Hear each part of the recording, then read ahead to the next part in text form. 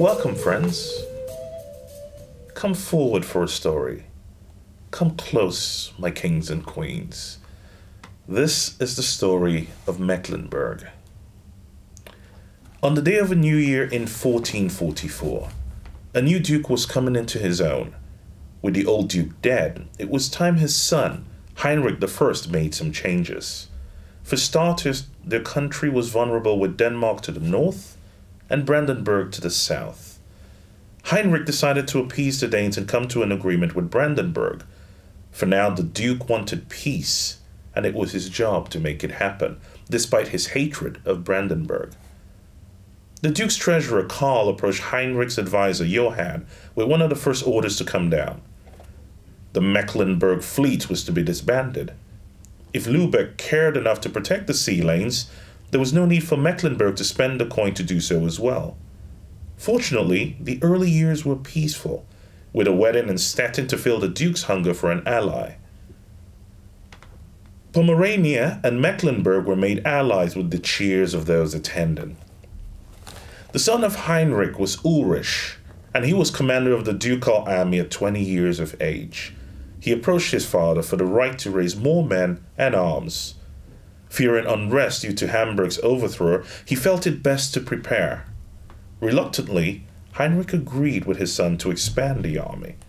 It was fortunate for Heinrich's decision, because a few years later, Pomerania declared war for Danzig.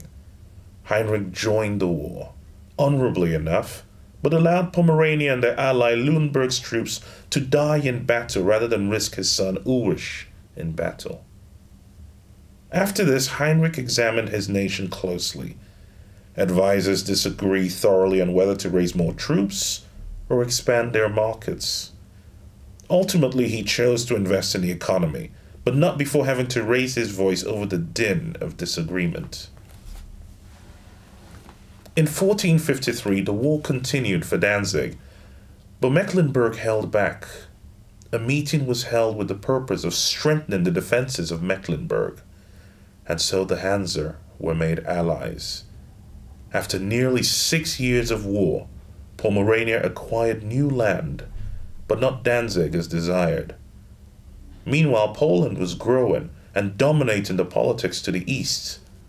Heinrich decided then they must turn west for expansion. "Go west," the Hansa merchants said.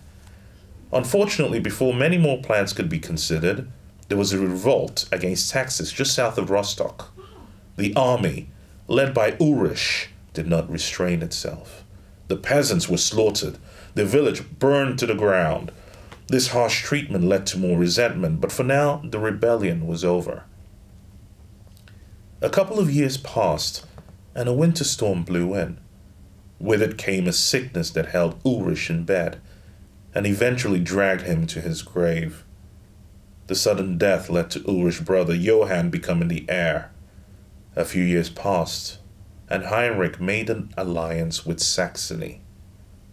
With this many allies, Brandenburg was looking appetizing, but they needed some kind of advantage beyond numbers. In 1472, the troops led by new heir Christian, following another unfortunate funeral, acquired the Aquabus and got the approval of Heinrich. In 1974, Heinrich would pass his peaceful legacy, that of reforming and building an army for Christian to lead. Yet how he would lead and what his conquests would be recorded as are merely told in the records of the Bull and Crown AAR on the Paradox forums.